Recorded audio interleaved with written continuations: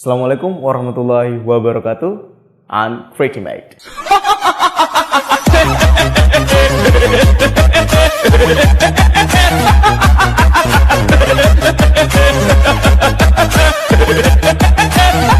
How's today? Hope you're okay and survivable during this pandemic. And apparently you are doing well. Proven by seeing you still are able to watch this channel. And thank you very much.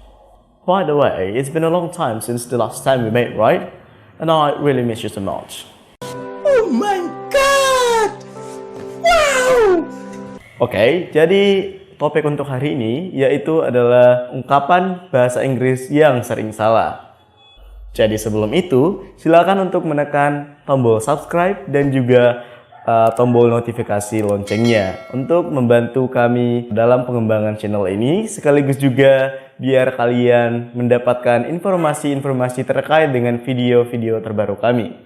Oke. Tak perlu berlama-lama, langsung saja kita ke nomor yang pertama. Number 1. Wait me. Wait me merupakan salah satu ungkapan yang salah dalam bahasa Inggris. Kenapa? Karena yang tepat digunakan adalah wait for me. Jadi ada kata for di antara wait dan me. Itu yang merupakan ungkapan yang benar jika kita ingin menyuruh seseorang untuk menunggu kita.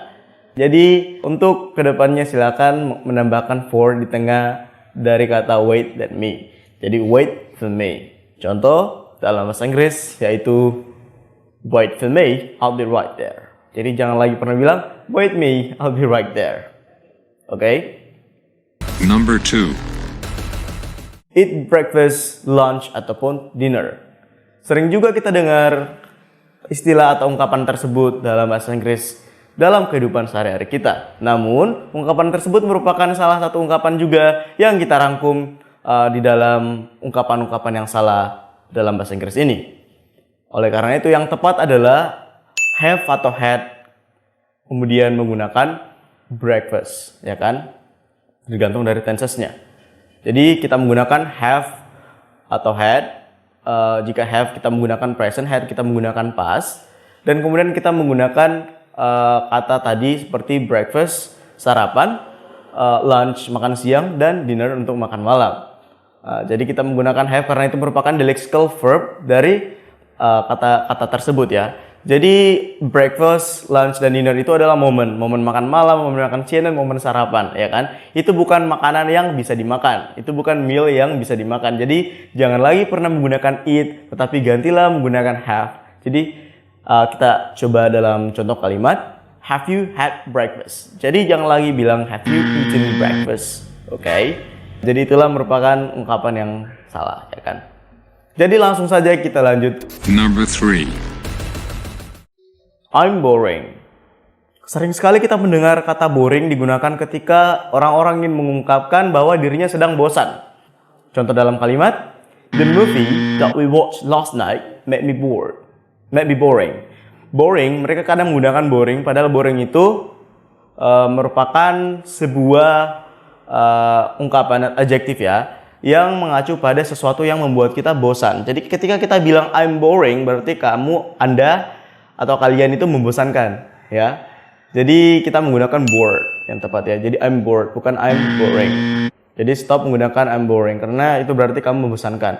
Kecuali kalian ingin membuat suatu kalimat, contoh seperti film itu membosankan, bisa dipakai boring karena filmnya yang membosankan, yang membuat suasana membosankan. Contoh the movie is boring. Oke. Jadi kalau the movie is bored, ya filmnya yang bosan. Nggak mungkin ya film bosan. Yang ada itu membosankan. Jadi stop menggunakan I'm boring, tapi gunakanlah I'm bored. Number 4. Too kind. Jadi too kind sering juga kita dengar penempatannya yang salah ya. Kebanyakan juga orang menggunakan too kind ini ketika ingin mengungkapkan sesuatu yang mereka sukai. Contoh dalam kalimat seperti thank you for the present, you are too kind. Padahal itu kurang benar ya. Kenapa? Karena cukain itu digunakan ketika ingin mengungkapkan sesuatu hal yang terlalu berlebihan. Artinya, Anda atau kalian tidak menyukai hal tersebut karena terlalu berlebihan. Contoh, gulanya terlalu banyak ya kan. Berarti kalian nggak suka terlalu manis. This is too sweet. Contohnya ya. Jadi ini merupakan contoh bahwa to itu digunakan ketika kalian tidak suka terhadap hal tersebut karena terlalu berlebihan. Sedangkan kalau kalian suka dengan hal tersebut, silakan gunakan so atau very. Jadi kita ubah kalimat yang tadi menjadi thank you for the present. You are so or very kind. Number 5. You have so many wants. Oke, jadi memang kalau diartikan dari kata per kata, ini diartikan seperti kamu banyak maunya. Kalau kita artikan satu persatu katanya. Namun, ungkapan ini tidak terlalu eksis dan tidak terlalu familiar dalam native English. Yang mereka biasa gunakan adalah you are so demanding. Jika kalian ingin mengungkapkan kamu banyak maunya. Contoh dalam kalimat seperti I bought you that diamond ring yesterday and you still want more. You have so many wants. Itu diganti you have so many wants-nya diganti dengan you are so demanding. Jelas ya? Great teammate, just to inform you that I found something great. Jadi buat teman-teman yang bosan dengan model celana ataupun kaos yang gitu-gitu aja, jadi silakan cek akun IG district.id. Di sana kalian akan menemukan model-model kaos dan celana yang anti-mainstream. Oke, jadi langsung aja dicek ya guys. Number 6. Don't take it to your heart. Walaupun kita artikan dari kata per kata, artinya jangan masukkan ke dalam hati ya. Walaupun kita artikan itu benar kalau kita artikan dari kata per kata, namun di native English itu kurang bisa dimengerti ya, atau tidak eksis dalam native English. Jadi ungkapan yang biasa digunakan dalam native English yaitu don't take it personal. Kita coba dalam contoh berikut. He was kidding, don't take it to your heart. Ini yang salah. Kita ubah don't take it to your heart menjadi don't take it personal. Jadi he was kidding, don't take it personal. Jangan masukkan dalam hati atau jangan anggap serius ya. Number 7. Nomor 7 juga merupakan salah satu dari banyaknya common mistake atau kesalahan umum dalam bahasa Inggris yang sering juga kita dengar dalam kehidupan sehari-hari. Nomor 7 yaitu sir, mister ya, mister. Kita sering mendengarkan teman-teman kita kalau memanggil guru bahasa Inggrisnya ataupun juga mengambil foreigner atau bule yang datang dengan sebutan Mister, what you doing? Ketika ingin mereka mengungkapkan bahwa, menanyakan bahwa apa yang si orang tersebut lakukan ya. Jadi mereka langsung memanggil mereka dengan istilah Mister tanpa menyebutkan namanya. Nah, sedangkan ini seems weird dalam bahasa Inggris ya. Jadi kita ketika ingin menggunakan Mister itu harus menggunakan nama orang yang ingin kita sebut ya. Contoh Mr. Schwarzer, Mr. Frederick dan sebagainya. Jadi ketika kita tidak tahu namanya atau tidak ingin menyertakan namanya, cukup panggil dengan sir ya, sir. What you doing, sir? Itu cukup pakai kata sir aja. Tidak usah menggunakan kata Mr. Karena Mr. itu harus pakai namanya. Contoh Mr. Frederick, what you doing, where you going, dan sebagainya. Saya rasa sudah clear dan langsung saja kita lanjut ke nomor berikutnya. Number 8. Sering kita dengarkan ketika kita ingin membuka sebuah pidato, yaitu thank you before. Terima kasih sebelumnya. Walaupun thank you, terima kasih, dan before itu sebelumnya, namun dalam bahasa Inggris ungkapan tersebut tidaklah eksis. Kenapa? Karena tidak bisa diartikan satu persatu. Dan itu agak weird dan aneh ketika mereka atau native English atau native speaker dengarkan. Karena mereka tidak pernah mengucapkan ataupun mengungkapkan ungkapan atau istilah tersebut. Oleh karena itu, gantilah thank you before menjadi thank you in advance. Terima kasih sebelumnya. Itu juga diartikan sebagai terima kasih atau terima kasih sebelumnya, thank you in advance. Jadi jangan lagi menggunakan kata thank you before. Okay? Number 9. Keep spirit.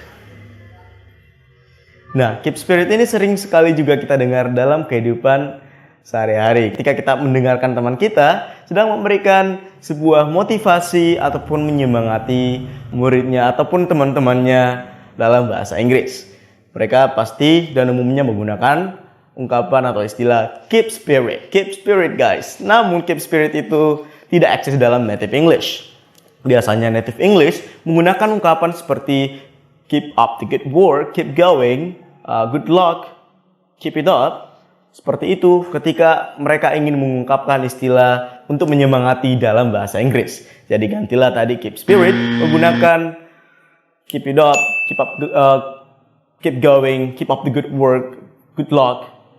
Seperti itu. Gunakanlah ungkapan tersebut ketika kalian ingin menyemangati orang lain dalam menggunakan bahasa Inggris. Karena native English tidak mengerti ungkapan keep spirit. Oke?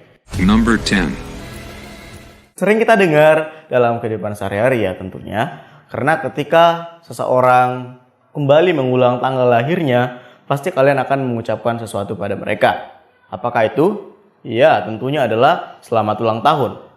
Namun, dalam bahasa Inggris, banyak orang yang tahu ketika menulis selamat ulang tahun dalam bahasa Inggris, namun ketika menyebutkannya masih banyak yang keliru. Nah, kenapa? Karena mereka kadang menyebutkannya selamat hari ledakan. Karena mereka menyebutkan penyebutan dari kata ini, mereka menyebutnya menjadi happy birthday. Selamat hari ledakan. Burst ya. Padahal yang tepat adalah happy birthday. Bukan burst, tapi happy birthday. Bukan happy birthday. Bukan ledakan, tapi kelahiran. Selamat hari kelahiran atau selamat ulang tahun. Jadi ini nomor 10 merupakan kesalahan penyebutan. Jadi bukan kesalahan katanya, tapi cuma kesalahan penyebutan yang harus diperbaiki. Oke, jadi selesai sudah pembahasan pada pertemuan kali ini. Jadi video ini bertujuan sifatnya untuk sekedar sharing dan tidak ada bermaksud untuk menggurui kalian. Jadi jika kalian memiliki perbedaan pendapat ataupun ingin memberi masukan kepada kami, silakan mengisi komentar di bawah dan kami dengan senang hati menerima komentar tersebut untuk membantu kami mengembangkan channel ini. Terima kasih telah menonton. Assalamualaikum warahmatullahi wabarakatuh dan sampai ketemu di video selanjutnya. Bye.